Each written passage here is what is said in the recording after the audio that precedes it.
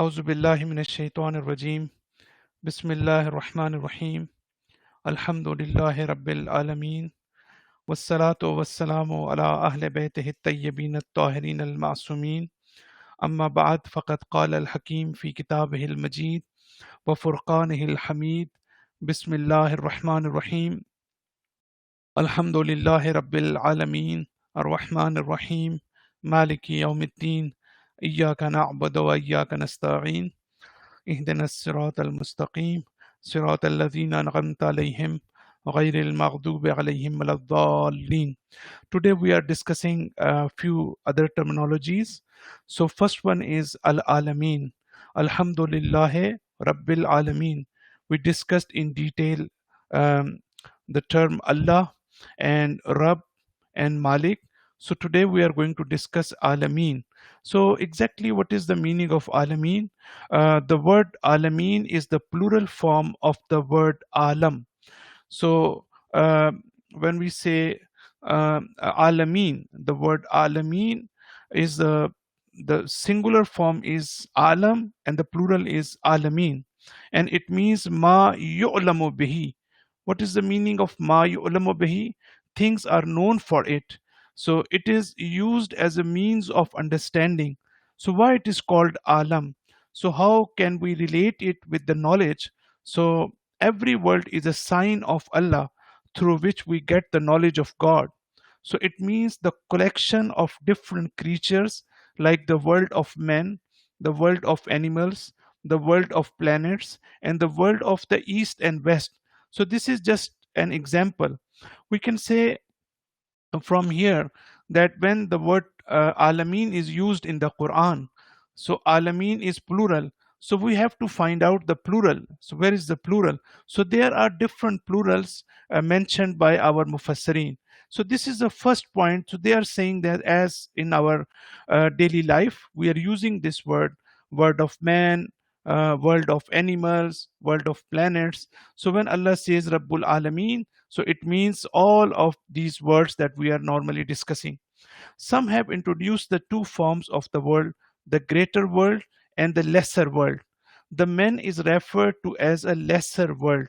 So we say this is very mystic and irfanic issue that man is considered alame saghir, and because a man is a collection of different powers which govern the greater world. So we don't need to understand at this point exactly how we can say any human being that he is a alam saghir or lesser world. So it is a little bit difficult here to explain. But just to see what Imam Ali alayhi salam says, Imam says, you think that you are a small body while you contain the greater world inside you. You see, again, Imam is saying the same thing, that you are whole world, but you have to understand that how you are a small world and we have a greater world, how we can connect ourselves to the greater world. So this is one thing that we understand. And then we have the term worlds alameen comprises all the worlds, like the world created before this world and the materialistic world which is called dunya, and the world which will come after this materialistic world, like world of barzakh and world of qiyamah. So you can see that there are few worlds after this world, which is our dunya, which is our materialistic world. We are going to have world of grave, we are going to have world of barzakh, we are going to have world of qiyamah, and before this world, which is materialistic world and which is dunya, we again have lot of worlds. For example, uh, we say alam malkut, we say alam malaika, and then there are different worlds. So uh, here when we say alameen, so alameen doesn't mean like as we already discussed, world of man, world of animals, and world of planets. So there is a different interpretation now. So interpretation is that when Allah says Rabbul Alameen, it means he's Rabb of Yawmul Qiyamah, he's Rabbul Barzakh. So he will be everywhere, he will be present at every level, at every world. So this is what we understand from the Quran. And the next is the word. The word Alameen is also used in the Quran in the meaning of different human societies, like Inna awwala baytin wuzi'a lin-nasi lalladhi bi Bakkata mubarakan wa hudan lil alamin. The first shrine established for the people is the one in Bakka, blessed and the guidance for the world. And sometimes it is used in the Quran in the meaning of all possible words, like Qala Rabbus Samawati wal Arze Wama Bainahuma in Kuntum Muqinin. So, again, we see when we talk about Ihdina Sirat al Mustaqim, this is another terminology in Surah Hamd. So, we have already discussed a little bit about Alameen, about Rabb, about Malik, about Rahman, about Rahim. And now we are going to discuss these two very important terminologies. One, Ihdina as-Sirat al-Mustaqim. What is the meaning of Hidayat and what is the meaning of Sirat al-Mustaqim? So we have also detailed lectures on this, but we are going to just explain these terminologies here, and then meaning of Hidayat and meaning of Sirat al-Mustaqim. So Allah says, guide us to the straight path. And Allah has commanded the path that it is straight and that it is the path taken by those upon whom Allah has bestowed his bounties and favors. So, first of all, we need to know that to Allah do all matters return. So, these are preambles, these are muqaddamat, what we are going to discuss in order to understand the meaning of Sirat Mustaqim. It is very important to understand what Quranic verses are saying and what is the basic purpose behind this. Then we will be in a position to understand the Sirat Mustaqim. So Allah says, first of all, we need to know that to Allah do all matters return. This is from Quran. Allah ilallahi tasirul umur. What is the meaning? To Allah do all matters return. And wa anna ila rabbikal muntaha. To your Lord will all things eventually return, or to your Lord is the final destiny. And the third ayah that we have, Ya ayyuhal insano innaka kadihun ila rabbika kadhan famulaqihe. Human being, you strive hard to get closer to your Lord. You see the word kadih, it means not just we are moving towards God, we are moving towards God, we are coming close to God. But Quran is mentioning very important aspect. Quran says that you are going towards God with hardships. You are striving, because you know we have lot of problems, we have lot of difficulties, we have lot of challenges in our life. So we are not just easily we are going towards God. Our life is full of problems and difficulties and challenges and efforts and struggles. So this is why Quran is saying, Innaka kadihun ila rabbika. You are already doing your efforts. But the important thing is that your efforts should be like divine efforts, should be in the right direction, should be in the divine direction. So again, this is important to know here that there are three verses, Allah ilallahi tasirul umur, Anna ila rabbikal muntaha, Ya ayyuhal insano innaka kadihun ila rabbika kadhan famulaqihe. So there is only a one path between different paths, which is the path of prosperity and which we need to choose voluntarily. So what does it mean? That again we have Sirate Mustaqim.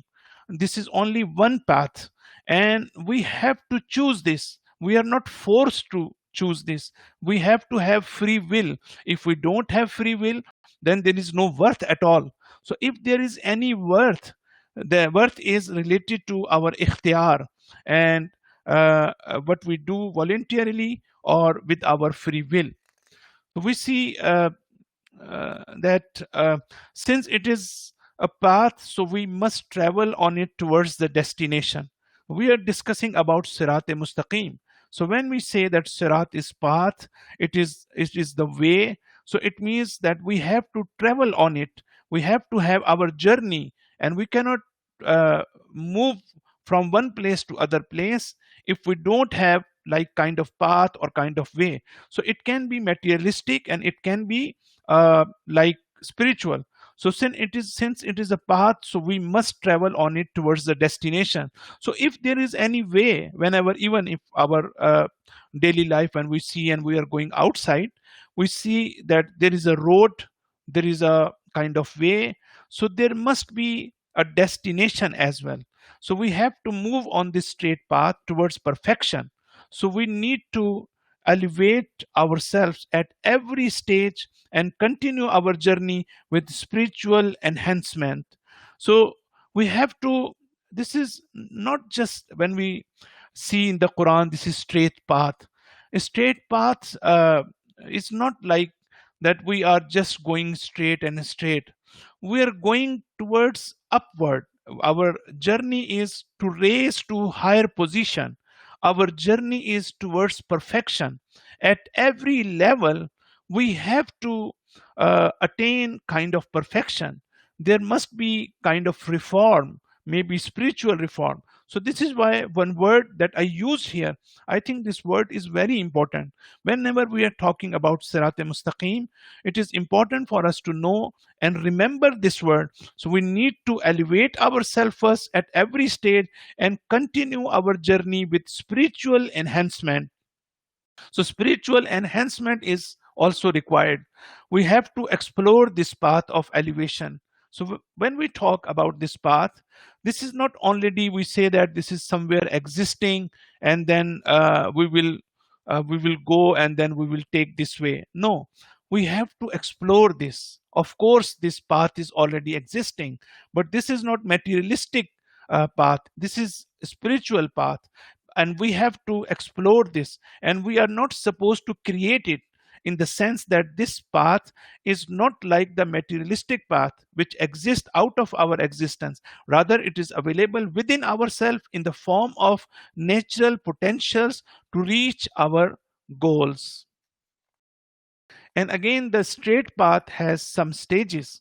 All people are not on the same level of spiritual preparedness necessary for attaining these stages. So, whatever stages a person attains, there are still some higher stages above them that a believing servant might ask Allah to guide him to reach. So, a straight path is not kind of any static path. We think that there is a way which is static. No, always there is a possibility of change, there is a possibility of improvement, there is a possibility of more perfection. So always we are going, if we have attained one level, it doesn't mean that this is a final level. No, we can go to the deeper level, we can go to the more deeper level. So these aspects are also very important. So, in addition to the natural abilities, the human being is also required an external guidance to be able to distinguish his right way from the wrong one. So, we are given different potentials which are related to our fitrat, which are related to our nature. Allah has also given us aql, intellect, reasoning, rational power, rationality, but at the same time we are also in need of external guidance. So this is why we have prophets, we have imams, we have Quran, so we have other guidance. So this aspect is also we need to really consider it. Now when we talk about ihdinas sirat al mustaqim, you see the word sirat is always used in singular form. It means the way towards Allah is only one. However, the word sabil is also used in the meaning of path, which is also used in plural form. You see, it's a very interesting aspect. So one word is sirat, and second is sabil. So, but for sirat we don't have any plural form, but for sabil we have plural form. And sabil is in Quran, if we see different Quranic verses. So this is used in positive sense and also used in negative sense. So sabil can be plural, but sirat is only one. So it means this is just like small ways which are going towards the highway. So highway is, for example, only one. So when we have one highway and there are small ways which are called sabil, so small paths are there. So maybe my path is different from your path, and other person, he or she may have another path, but your ways or small ways which is called sabil should be ended up to the highway. So this is important. And now you see what Quran is saying: walladina jahadu fina lanahdi annahum subulana Wa inna Allaha lama'al muhsinin. So you know word subulana is plural. This is a plural of singular sabil. So sabil is singular form and subulana is like plural form. And Allah is saying that as for those who strive in our cause, we will guide them in our paths. So, you know, when we have Sirate Mustaqim and we have different paths. So, God is certainly with the righteous one. So, Subul are the small ways which connect to the highway of Sirat. And if any of these ways does not lead to the Sirat, it will be deviated path. And then another aspect is moral, ethical, and legal laws of the Quran are the secondary ways which are connected to the Sirat Mustaqim of Tawheed. Similarly, moral distorted ways lead to the grand path of Shirk. So we have one highway uh, where all these small paths are going to be ended up. So, so the main path is the grand path is either Tawheed or Shirk, and the small ways are just like weak lights which end up to the sun. So this is all about Sirate Mustaqim. And now we have one or two slides about Hidayah. What is the meaning of Hidayah? So Hidayah signifies leading someone towards his destination gently and kindly. And there are 4 degrees of guidance. The first degree of guidance is general and covers everything that exists in the universe: minerals, plants, animals, etc. Each and everything is moving towards its goal of creation. So it is very important when we talk about Hidayat. So Hidayat is there are different stages and there are different degrees, and all of us are, each and everything in this universe is moving towards its goal and its objective. So the Quran says, now this Quranic verse is very important. Quran says he gave to everything its distinctive form and then guided it. You see, when Pharaoh asked uh, from Hazrat Musa alayhi salam that who is your Rabb, man rabbuka. So this is a answer of Hazrat Musa alayhi salam. He says, Qala Rabbuna alladhi ata kulla shay'in. My God is the one who first gave the khilqat to everyone, creation, who created everything. Summa hada. And then we have two things. If you pay attention to this verse, we have two different things. One is khilqat and second is hidayat. Hidayat is different from khilqat. Khilqat means that you have already created something, but hidayat means that you have put something in it, which is basically driving force this for this thing. This can be a driving force and can take it to its final destiny. And then the second degree of guidance is not general but particular. So it is limited to those creatures which are considered to be rational, that is men and jinn. So this kind of guidance comes to everyone through prophets, imams, and revealed books. So some accept this guidance and become believers, and some reject it and become disbelievers. So Allah is not going to force anyone. So it depending on the people whether you are accepting or you are not accepting, but this guidance is always there. So this is second degree of guidance, which is very general and which is for everyone. It who anyone can be believers or non-believers. So this guidance is already provided to each and everyone. But the third degree guidance is still more particular, being special to true believers, the righteous people. Like the first degree, the third kind of guidance too descends directly to the individual from Allah, and it is called tawfiq. You see how much it is important. All the time we are discussing about tawfiq. So tawfiq is, it is maybe another time I'm just discussing in more detail about tawfiq. We should understand this term as well. So tawfiq is related to the third degree of guidance, which is particular. just guidance. This is for special people, as righteous people, for those who are really uh, adhering the commandment of Allah subhanahu wa ta'ala, those who are true believers. uh, so they get this guidance. What is the meaning of this guidance? So Allah is uh, just providing them this guidance, and they are, in the light of the guidance provided by Allah subhanahu wa ta'ala, they are able to see their true path. They can distinguish right from wrong. Allah gives them, make them insightful. When they have basirat, when they have awareness, when they have insight, then they are able to distinguish haq from batil, or right from wrong. So only in the end, I just gave more detail about tawfiq. So tawfiq means, this definition is very important. You just note down, and if you want, I will just send you all the slides as well. And we will have our recordings. So the last slide is about tawfiq. So what is the meaning of tawfiq? Tawfiq means Allah's grace provides a man with internal and external means and circumstances which should make it easy and even pleasant for him to accept and act upon the guidance of the Holy Quran, and difficult to ignore or oppose it. If you see that when we talk that this was the tawfiq of Allah subhanahu wa ta'ala, if you pay attention to this word, you will be really, it will be, you will be astonished, because circumstances may be same for other person.